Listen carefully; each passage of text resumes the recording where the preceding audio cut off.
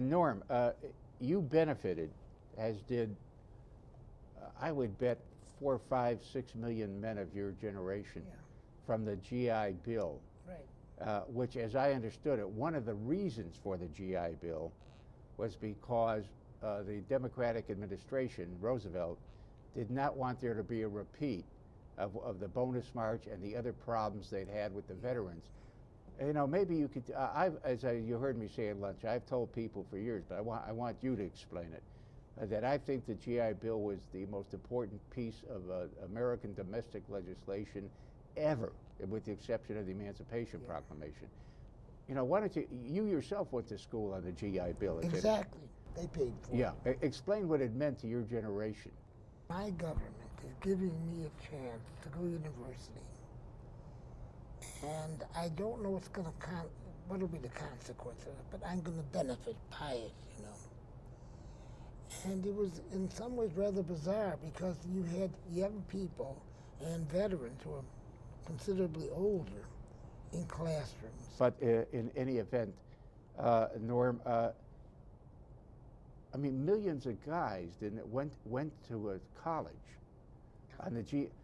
It turned a large share of the working class into middle class, white collar workers. I mean, that's what it came down to. And it sent people who became university professors, well, like you did, and people who became engineers, and people who had never had a shot in this society otherwise. So it was a fantastic thing, and it was one of the results of the bonus march.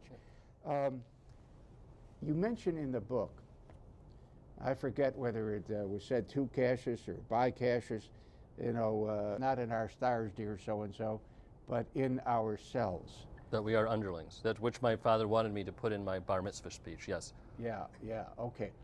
What do you think the relationship of that was to his life? Well, I mean, it's what I was talking about before in terms of, you know, you shape your own destiny and you keep pushing forward.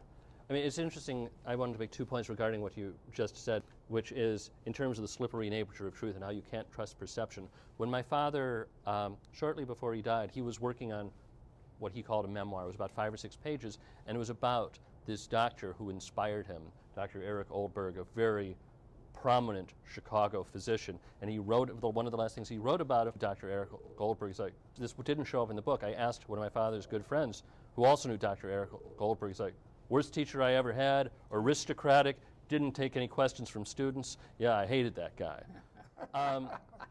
And the other thing I wanted to say in relation to Norm and what he was saying is one of the reasons I wrote this book the way I did, not my own journey, here's what I did, here's what I came up with, is because I wanted not only my father's stories to be out there and preserved, I wanted the stories of his generation, and that's why Norm appears in a chapter, that's why his friend Lenny Primer appears in the chapter. I wanted to try and get all their stories so it wasn't just a story of one guy and his relationship with me, but the story of a generation, and trying to get all those voices in there as much as I could. There's a lot of stuff I had to leave on the cutting room floor for obvious reasons, but still bully for you that you did it that fashion. Well, thank you.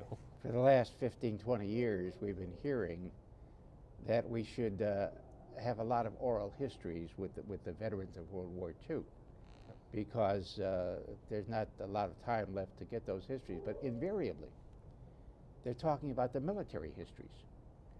And that's in a way a shame, because these folks all lived through what became one of the most formative periods of American history in general.